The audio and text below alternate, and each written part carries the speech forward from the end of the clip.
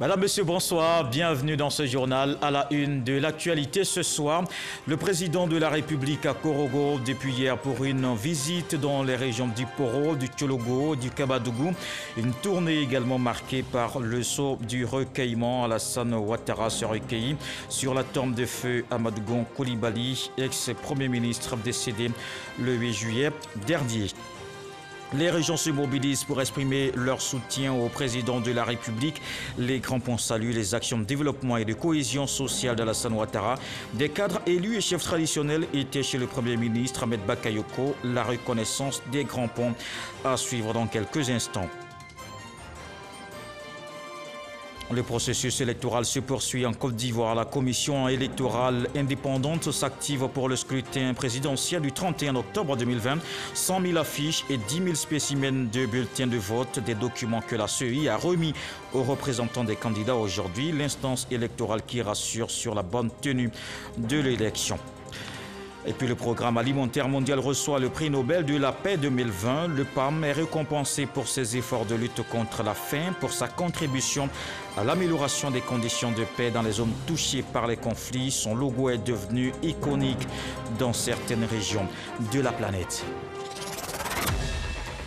Le président de la République, depuis hier à Korogo, Alassane Ouattara, s'est recueilli sur la tombe de feu Amadou Gon Coulibaly, l'ex-premier ministre décédé en juillet dernier. Le chef de l'État réaffirme ainsi son attachement à ce cadre du RHDP, un technocrate, un homme politique dont il salue la loyauté et la fidélité. Viviane Aimé. Après son arrivée la veille en fin d'après-midi dans la capitale du Poro, première étape de sa visite privée sur ses terres familiales, pour requérir l'onction des siens avant d'aborder la dernière ligne droite de l'élection présidentielle du 31 octobre prochain, le président de la République, Alassane Ouattara, a consacré sa première matinée à Korogo au recueillement sur les tombes de deux figures emblématiques du pays sénoufo. Le président de la République s'est tout d'abord rendu sur la tombe du patriarche Peloforo Gon Coulibaly, chef coutumier de Korogo et chef de province de tout le pays sénoufo, sous l'administration coloniale. Le patriarche Peloforo Gon Coulibaly avait témoigné un soutien et une fidélité sans faille à Félix Houphouët-Boigny dans sa lutte pour l'indépendance de la Côte d'Ivoire. Le président de la République, Alassane Ouattara, a prié et demandé le soutien de celui qu'il considère comme un père spirituel. Le président de la République s'est ensuite rendu sur la tombe de l'ex-premier ministre Amadou Gon Coulibaly, son fils en politique, qui lui a témoigné une fidélité constante pendant 30 ans. Arrière-petit-fils du patriarche Peloforo Gon Coulibaly et figure emblématique lui aussi du pays sénoufo, qu'il a porté haut en devenant, avant sa mort, le candidat désigné du RHDP à l'élection présidentielle. Sur la tombe de ce fils parti trop tôt, le président de la République, Alassane Ouattara, a prié pour le repos de son âme avant de se retirer, rempli d'une détermination supplémentaire à réussir le pari de la victoire. Le président de la République, Alassane Ouattara, s'est aussi rendu ce midi à la grande mosquée de Korogo pour accomplir la prière du vendredi avec l'ensemble des fidèles. Le chef de l'État, à la fin de la prière de ce vendredi saint pour la communauté musulmane, a invité les imams à prier pour la paix et la stabilité de la Côte d'Ivoire. Il les a aussi appelés à prier pour des élections apaisées dans notre pays. Le chef de l'État a par ailleurs remis une enveloppe de 10 millions de francs CFA aux imams. Le président de la République en visite dans plusieurs villes du Nord, comme on vient de le voir. À Korogo, Alassane Ouattara a eu une rencontre avec les cadres chefs traditionnels, coutumiers et religieux du Poro, du Tchologo et de la Bagoué. Les échanges ont porté sur l'élection du 31 octobre 2020. Le chef de l'État et ses hôtes ont tous parlé d'une élection transparente et apaisée pour une cohésion sociale renforcée en vue d'une paix durable en Côte d'Ivoire. Je vous propose d'écouter le président de la République, Alassane Ouattara. Je dois avouer très sincèrement que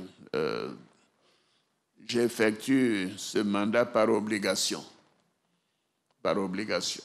Parce que bien l'année prochaine, j'aurai 80 ans. Et ceux qui sont de ma génération, et certains sont là, doivent savoir que travailler 12 à 14 heures par jour Quand on a 80 ans, ce n'est pas facile. Et je le fais par obligation pour la stabilité de notre pays, pour la paix dans notre pays. C'est important de penser au futur et de penser à une génération de personnes qui sont attachées à la paix et qui sont attachées à la nécessité pour la Côte d'Ivoire de continuer dans la paix. Une visite qui se poursuit dans le Nord. Rappelons que le président de la République, Alassane Ouattara, sera demain à Ferké et Kang. Une délégation d'élus et cadres et chefs traditionnels de la région des Grands Ponts reçus en audience par le Premier ministre. Ces représentants de la région félicitent Ahmed Bakayoko pour sa nomination à la primature.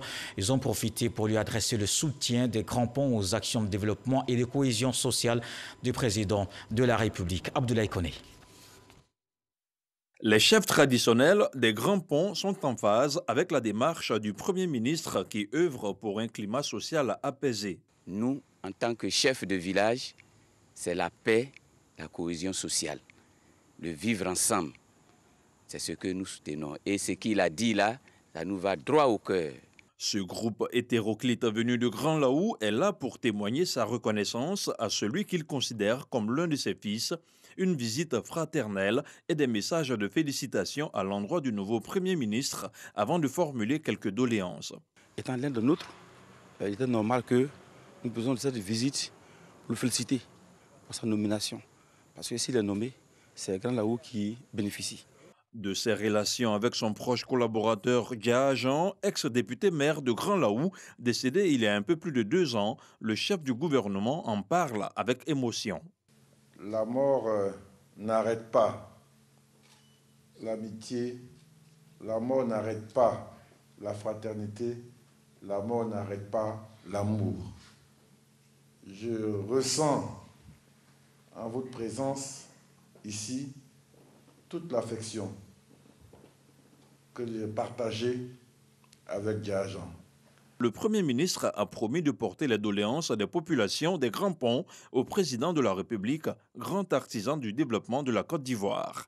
Je suis heureux de votre visite, de votre soutien et des mots que vous avez adressés à l'endroit du président Alassane Ouattara, le président de la République.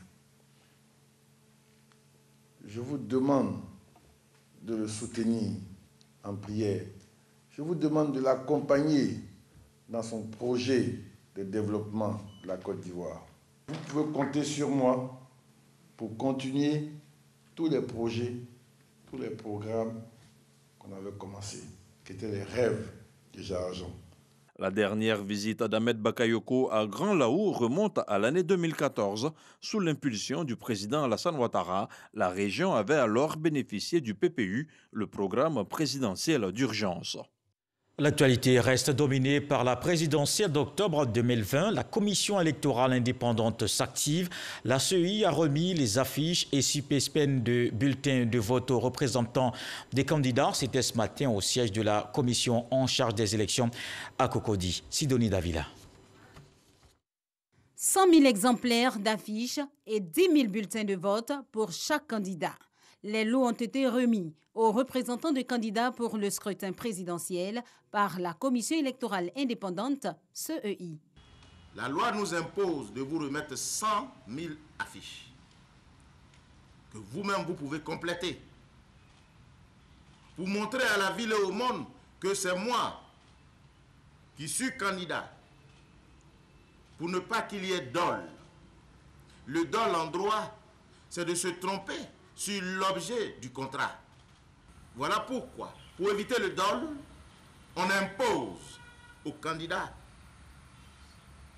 de sortir de sa cagoule et de se faire identifier par le peuple, afin que lui, en mettant son bulletin, qui est l'expression de sa volonté de choisir, soit fait conformément à ce que lui-même il aura souhaité.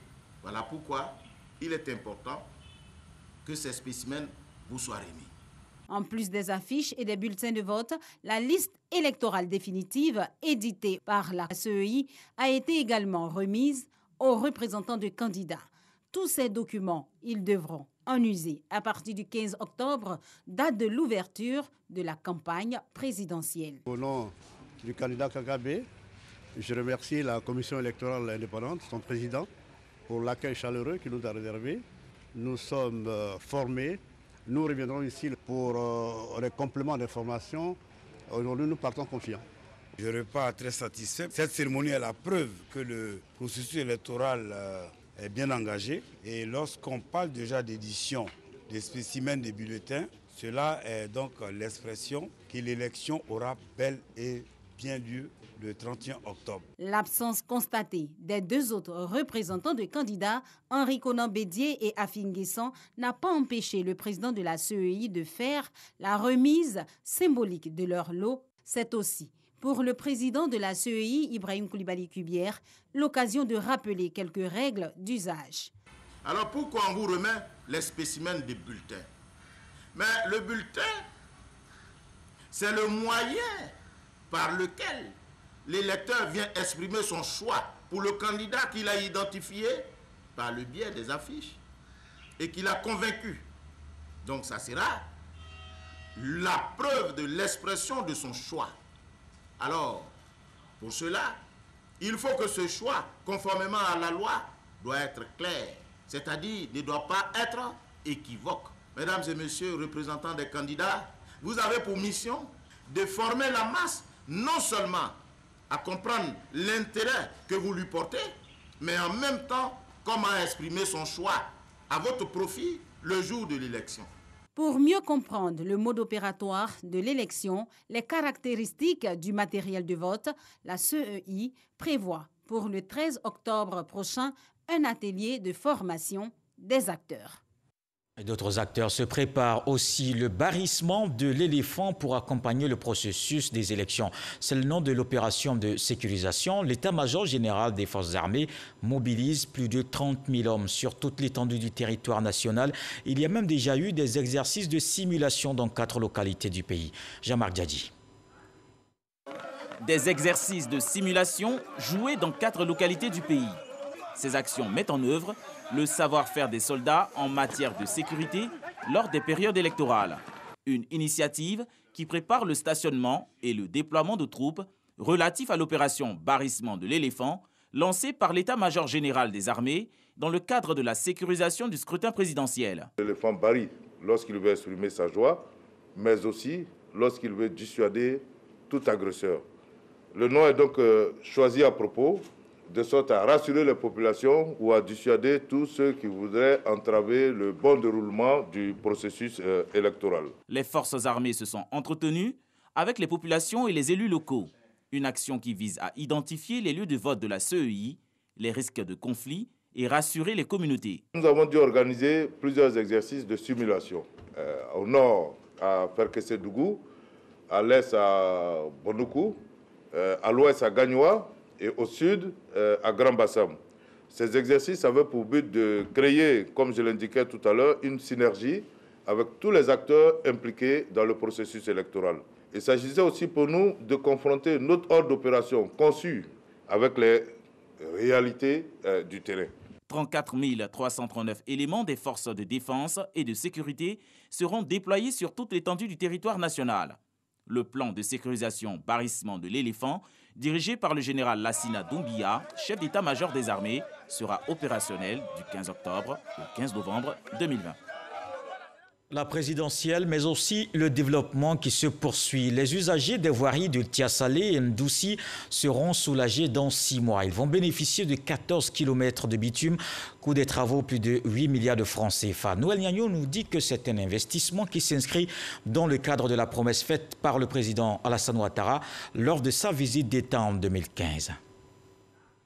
Des coups de pelle, d'abord à Tiasalé, ensuite à Ndoussi, par Amédée Kouakou, ministre de l'équipement et de l'entretien routier, entouré des autorités administratives, politiques et coutumières des 2 communes. Nous sommes au lancement des travaux de réalisation des voiries des dites communes. 2 communes, 2 actions identiques pour une même finalité, le bonheur des usagers et des populations. Pour nous, en tant qu'élus, nous sommes heureux pour les populations qui qui, depuis longtemps, ont eu beaucoup de mal à circuler. Tia Salé a grandi, la population a été multipliée par 3. La ville a grandi, mais les voies d'accès ne sont pas disponibles. Avec ce bitume-là, c'est toute la ville qui va être désenclavée. Et nous, en tant qu'élus, on ne peut que saluer cette action du gouvernement qui, aujourd'hui, va permettre à Tia Salé de rayonner de nouveau. Un rayonnement particulièrement apprécié à Ndoussi et pour cause. Monsieur le ministre, nous n'avons jamais rêvé que nous bénéficierons aujourd'hui de sitôt de quelques kilomètres de bitume. En 1985, pour avoir 3 kilomètres de bitume, monsieur le ministre, on a dû barrer le pont. Une chose est sûre, ces 2 communes bénéficieront dans 6 mois de 7 km de bitume chacune. En plus de ces projets structurants, la réhabilitation de l'axe Ndoussi-Tia Salé a davantage rapproché les populations sœurs de ces 2 communes. Il y a seulement que 3 ans, il était impossible pour nous, Ndoussi, de nous rendre à Tia Salé à 5 km. Il fallait mettre 30 minutes pour y aller. Aujourd'hui, nous mettons que 5 minutes pour aller à Tia Salé. Pour ces actes de développement au bénéfice de leur bien-être, les populations ont offert un standing ovation au président de la République et à son gouvernement.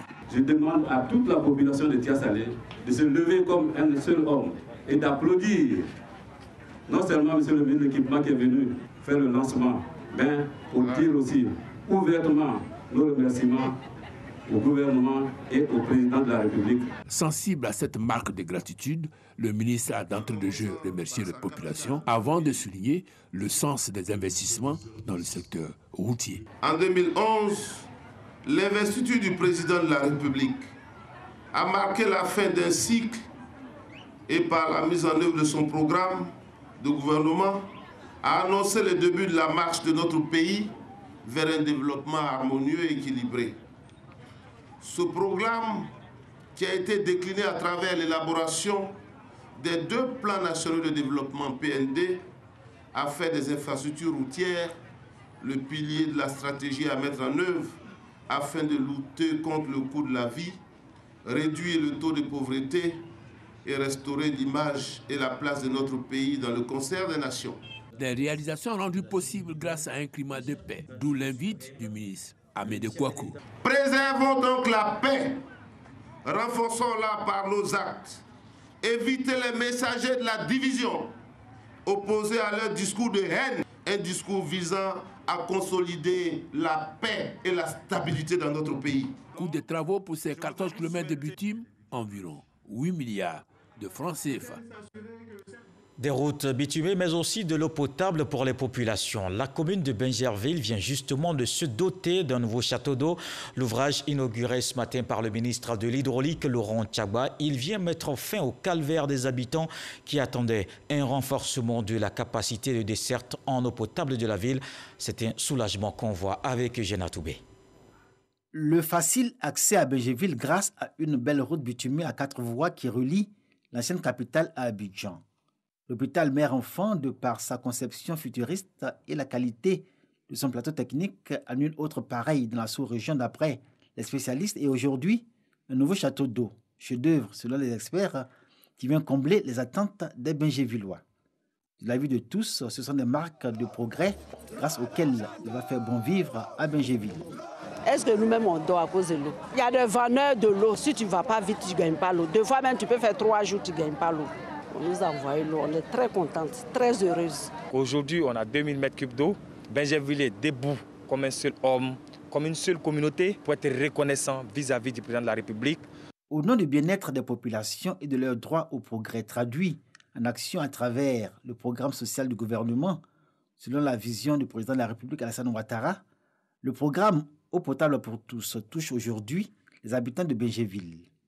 Le château d'eau symbolise la fin de leur calvaire causée par la rareté de l'eau allant même jusqu'à son manque, à conséquence de l'insuffisance des ouvrages de desserte en eau potable liés à la démographie galopante et le boom immobilier de Bingerville, devenu aujourd'hui cité dortoir. L'ouvrage règle définitivement le problème d'eau à Bingerville et dans les nombreux villages alentours. Grâce au président Alassane Ouattara, on a eu ce joyau ça nous va droit au cœur. Ça, c'est source de vie. C'est la vie qu'ils viennent de nous donner. Donc, c'est une joie pour nous. La vision de son Excellence Alassane Ouattara est de garantir l'accès à toutes les populations à l'eau potable.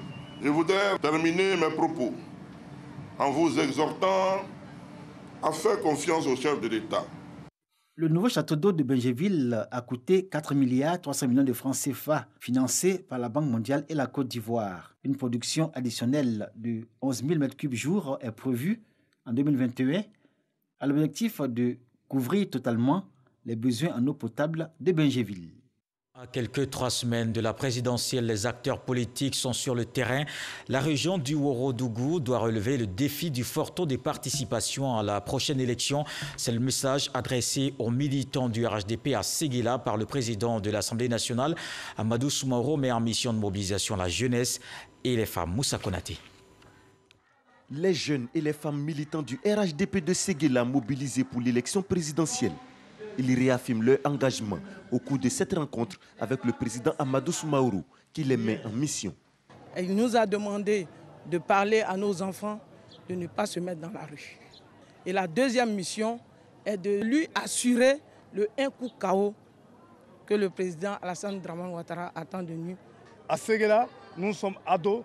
À Séguéla, nous sommes RHDP. Et soyez sûrs, nous voulons rassurer le président pour lui dire qu'il peut partir tranquille, il peut dormir tranquille parce que nous allons faire 100% à Séguéla. La femme et la jeunesse représentent à peu près 70 à 75% de notre électorat. Donc on ne peut pas les négliger, ils sont au cœur de notre stratégie. Les jeunes et les femmes de Séguéla prêtent donc pour la victoire d'Alassane Ouattara le 31 octobre. Ils sont soutenus par l'ensemble des cadres du RHDP de la région du Ouorodougou, avec à leur tête le président Amadou Soumaoro. La victoire du président ne fait l'ombre d'aucun doute ici, dans le Yoruba.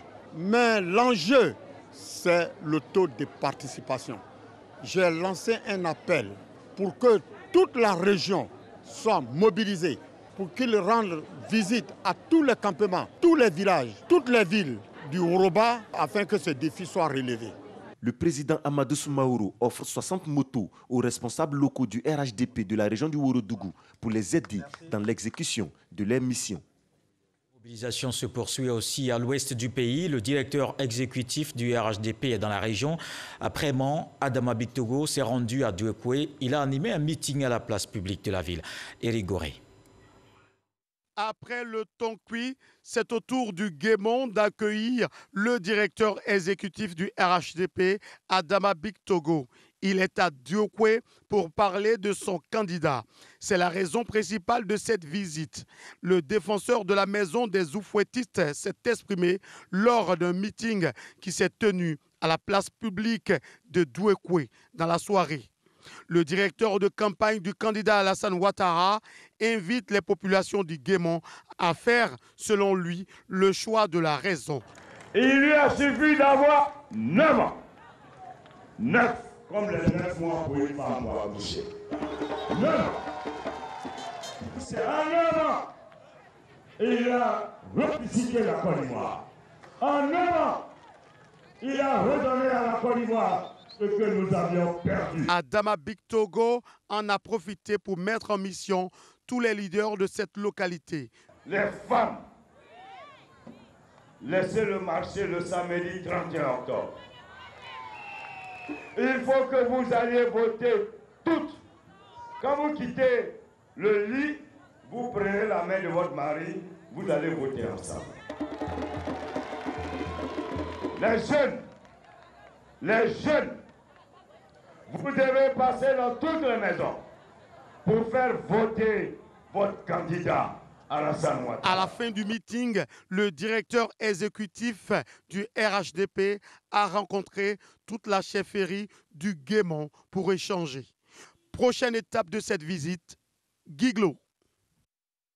Les peuplements de Oumé s'engagent aux côtés du président Alassane Ouattara. Un engagement manifesté au cours d'une rencontre initiée par les cadres et les associations de femmes. C'était ici à Abidjan, en présence de quelques cadres du RHDP. Herman Guivet. Le peuple ban du département de Oumé, mobilisé et engagé pour la victoire du candidat du RHDP à la présidentielle d'octobre. Le 31 octobre prochain, Ado, c'est un coup. Et pour marquer leur engagement aux côtés du candidat du RHDP, c'est la bourse du travail qui a été choisie comme cadre de la rencontre. La population, les Bans résidant à Oumé, nous avons décidé de soutenir celui qui représente la Côte d'Ivoire mondiale. Nous, on ne veut pas suivre pour suivre. Nous, on veut comprendre avant de suivre. Et une fois que nous avons fait ce choix, il est définitif. Quelles sont les raisons qui motivent ce choix? Il y a des actions concrètes que le président de la République pose donc dans notre département et les bancs ont compris à travers donc les actions du président de la République qu'il est opportun de le remettre au pouvoir pour faire en sorte qu'il puisse bénéficier donc des bienfaits et de sa largesse ici en Côte d'Ivoire. Donc le 31 octobre prochain, les bancs vont voter unanimement pour le candidat Alassane Ouattara. Selon les organisateurs, dans l'histoire des élections présidentielles en Côte d'Ivoire, c'est la toute première fois que le peuple ban se réunit pour faire le choix d'un candidat à l'élection présidentielle. Des délégations venues de toutes les communes d'Abidjan et des villages bans pour traduire cette adhésion. La période de pré-campagne bat donc son plein. Tous les états-majors des candidats s'activent. Dans l'ouest du pays, à Biankouman, le délégué départemental RHDP parcourt les localités de son département. Deli Mamadou sensibilise les populations à la tenue d'élections libres et apaisées. On fait le point avec notre correspondante Eve Boué. Nous pouvons affirmer sans aucun doute que les résultats qui sont attendus de nous par la direction exécutive de notre parti seront atteints, voire au-delà. À quelques semaines de l'élection présidentielle, pas de répit pour Deli Mamadou, délégué départemental RHDP de Biankouman. De jour comme de nuit, il parcourt les hameaux et villages du département pour sensibiliser les populations et mobiliser les électeurs. À Biankouman, à la faveur d'un tournoi de football, il a exhorté les jeunes à ne pas se laisser manipuler, mais à opérer le bon choix, celui du développement. Nous vous invitons à ne pas écouter ceux qui souhaitent que nous soyons là en train de nous pourchasser dans les rues, que nous soyons là en train de donner le dos au développement pour nous envoyer dans l'aventure. Je demande à la jeunesse de Biankouman de s'inscrire dans la voie de la paix. Pour le délégué départemental, le développement et la paix se trouvent avec le RHDP. C'est pourquoi il faut accorder son suffrage au candidat Alassane Ouattara qui a un bilan inattaquable. C'est en substance l'essentiel du message délivré dans les localités de Blagouin 1, Bomelo, Guégouin, Mankouin, Denneux. Au terme de sa tournée, Deli Mamadou se dit confiant et promet relever le défi. Sensibiliser la population à la paix pour des élections apaisées, c'est l'engagement pris par les chefs de village du département de Béomi dans le centre du pays. À l'initiative des cadres, une vaste campagne de sensibilisation est menée. Les populations ont exprimé dans la même veine leur reconnaissance au chef de l'État pour les actions réalisées en pays Godet. Soro Corona. Rencontre d'échange entre les chefs de village, les guides religieux et les cadres du département de Béomi. Sujet abordé au cours de cette rencontre, la paix, la cohésion sociale et le développement. Les cadres ont salué l'atmosphère de paix qui règne dans la localité. Une stabilité rendue possible grâce au concours des têtes couronnées et des guides religieux. Après la rencontre avec les chefs, ce fut le tour des femmes et des jeunes de Béomi. L'initiateur, Séraphin Oka, a au nom du président de la République, Alassane Ouattara, mis en mission cette frange de la population. C'est de sensibiliser leurs parents sur l'importance de la paix et du vivre ensemble. La présence traduit la vision du président de la République de faire la paix. Les actions que pose le président de la République sont des actions de développement, sont des actions de réconciliation, sont des actions de prise en compte sociale. Au cours de ces différentes rencontres d'échange, les populations de Béomi ont rendu un hommage au président de la République Alassane Ouattara. Les populations ont traduit leur gratitude au gouvernement. Ceux qu'on appelle Malinké, qui sont aussi nombreux, comme les Kodou à Béomi, sont restés, on construit aujourd'hui à Béomi, c'est parce qu'ils ont trouvé la paix et le vivre ensemble ici à Béomi. La jeunesse de Béomi, par ma voix, se tient à votre disposition pour vous accompagner dans vos actions de développement en faveur de cette population. En une décennie, la quasi-totalité des villages de Boumi ont été électrifiés et connectés au réseau d'adduction en eau potable et dotés de centres de santé et d'écoles. La commune bénéficie également de 5 km de bitume.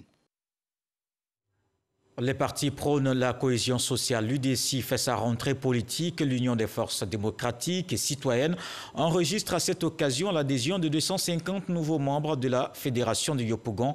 Le président Anissé Nyonzi appelle les Ivoiriens à une élection sans violence. Astoutouri. Elles sont venues de plusieurs quartiers et communes d'Abidjan pour prendre part à la rentrée politique de l'Union démocratique et citoyenne UDC. Au nombre de 250, ces nouvelles adhérentes se disent prêtes à accompagner le parti, surtout quand il s'agit de paix et de réconciliation. C'est un parti de paix où il n'y a pas de querelle. Donc comme les femmes aussi, elles ont des enfants, elles veulent la paix. Donc nous sommes tous venus à UDC. Quand on ne fait pas la politique vous fait. Et on est obligé, quand on vit dans un environnement, de faire la politique.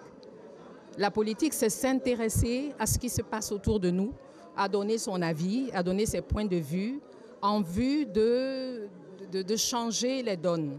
Et aujourd'hui, les femmes, quelles qu'elles soient, cultivées ou pas, elles s'intéressent à la politique, elles ont envie de donner leur avis.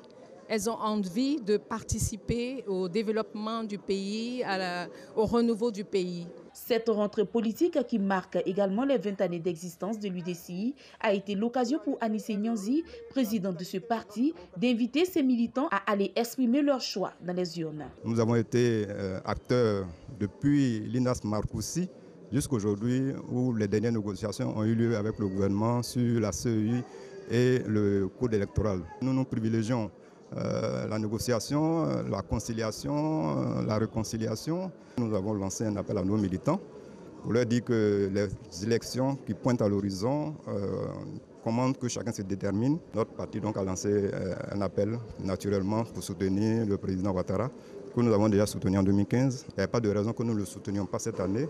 Créée le 6 janvier 2000 par Femelle et Théodore, l'Union démocratique et citoyenne est un parti politique, libéral et engagé dans la lutte contre les atteintes aux libertés individuelles et collectives.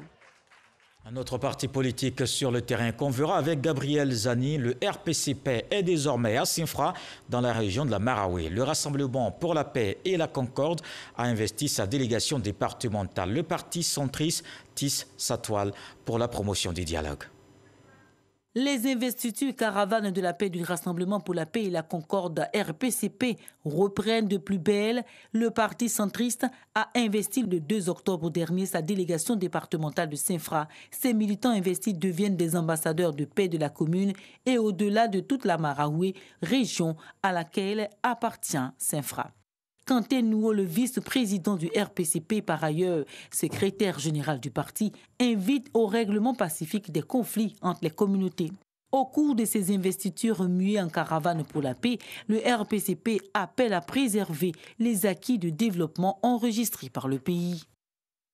Le directeur général de l'AFOR, l'agence foncière rurale, était dans la région de la Maraoué, de la Nawa. À Soubré et Miyagi, Bambachek Daniel a sensibilisé les populations de ces villes sur l'importance du foncier rural. Il a par la suite invité les chefs coutumiers, les cadres et les élus locaux à travailler en synergie pour la réussite de cette mission. Jean-Marc Djadji.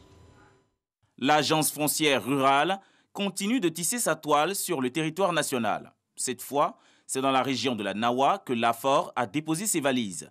Objectif, sensibiliser les populations autochtones et allogènes sur la délimitation des territoires, la consolidation des droits fonciers concédés et l'importance de la délivrance des certificats fonciers pour éviter les conflits. On doit développer le sens de l'écoute, le sens du compromis. C'est ça ce qu'on lance à l'endroit des populations. Ne pas être dans une posture de défiance vis-à-vis des tuteurs. Et n'est pas aussi dans une posture de rejet de celui qu'on a accueilli. Et même, je dirais, dans une posture de raquette auprès de ceux qu'on a accueillis et qu'on croit redevables à vie d'une rente au profit de ceux qui accueillent. Il faut qu'on fasse un brassage, un melting pot à l'américaine. Les élus locaux et cadres de la région sont également concernés par les activités de l'AFOR. Je pense que c'est un message fort qui a été tenu par le directeur général de l'AFOR. Le travail qui a été fait dans la région de la Nawa s'établit à 88%, nous a-t-il dit. Donc c'est un bon score. Il reste peu de choses pour terminer, mais il y a encore quelques petites questions qu'il faudra pouvoir régler. Je pense qu'il y a une forte compréhension aussi des populations, que c'est un problème qu'il faut régler absolument pour que règne la paix dans notre région, pour que le développement puisse continuer. Des messages qui trouvent également un écho favorable auprès des propriétaires terriens et des chefs coutumiers de la région. On est venu pour être informés, pour être renseignés sur l'importance de l'immatriculation des notaires. C'est une bonne initiative que l'AFOR a prise pour qu'on sache l'importance de cette cas foncier et du titre foncier. La sécurisation du foncier rural constitue l'une des priorités de la politique de développement du gouvernement. La réussite de cette mission va également contribuer à garantir une paix durable en Côte d'Ivoire, selon le directeur général de l'Agence foncière rurale, AFOR. Du 9 au 12 octobre, les parents des enfants âgés de 0 à 5 ans doivent les faire vacciner. Le deuxième passage des journées nationales de lutte contre la poliomyélite commence aujourd'hui.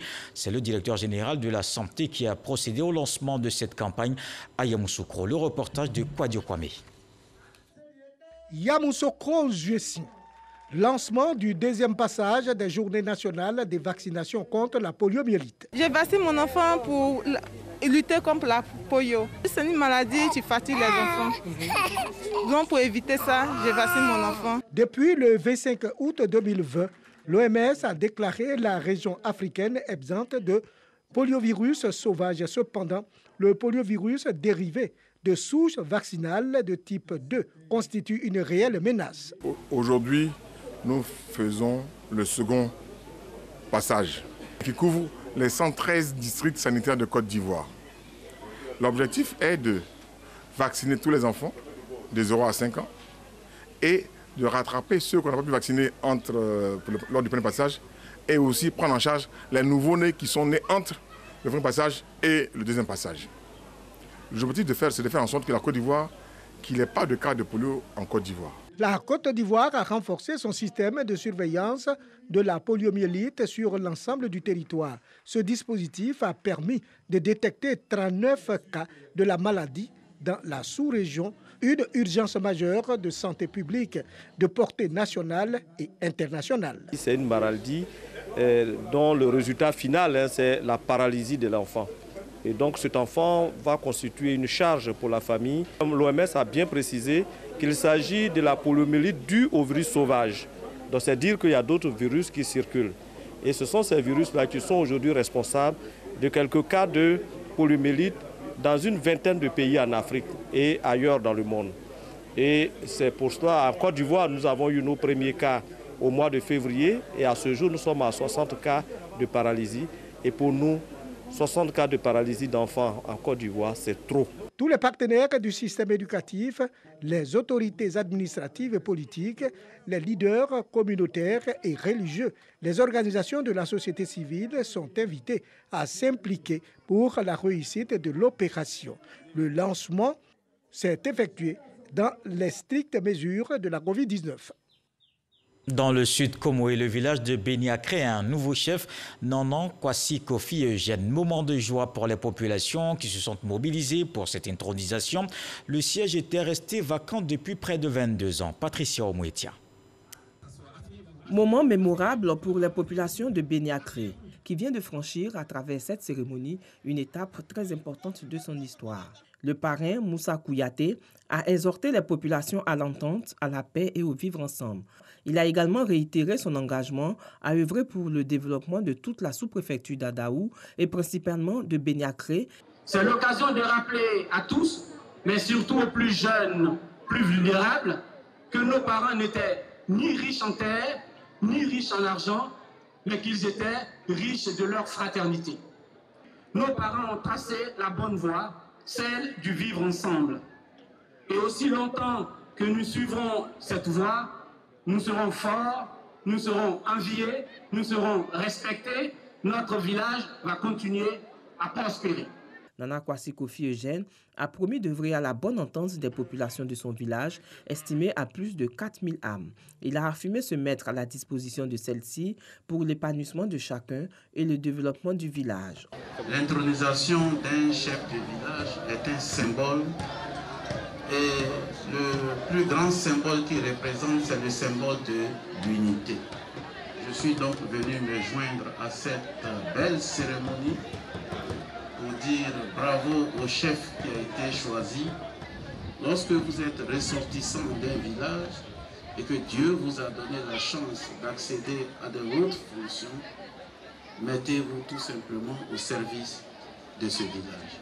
Depuis 22 ans, le village de Beniakré, sous-préfecture d'Adaou, n'avait plus de chef. Cette cérémonie d'intronisation s'est déroulée dans la joie et dans une ambiance conviviale.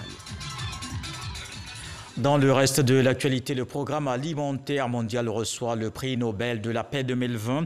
Le comité Nobel norvégien qui décerne la prestigieuse récompense avait reçu cette année 318 candidatures, dont une centaine qui concernaient les organisations. Le PAM est récompensé pour ses efforts de lutte contre la faim, pour sa contribution à l'amélioration des conditions de paix dans les zones touchées par les conflits. Ses dirigeants se plaignent régulièrement d'avoir du mal à recueillir des fonds, car tout dépend de la solidarité internationale et des donateurs. Dans ce domaine, le prix Nobel de la paix devrait lui rendre la tâche sans doute un peu plus facile à l'avenir. Et puis rappelons que le président de la République, Alassane Ouattara, est dans le nord du pays pour une visite dans plusieurs localités. Demain, il sera dans les villes de Ferké et Kang. Voilà qui met un terme à ce journal. Merci de l'avoir suivi. À 23h, retrouvez Herman Guivet. Demain 20h, Marie-Laure Goran, le sage, nous apprend ce soir que ce n'est pas la veille du marché que l'on nourrit sa poule.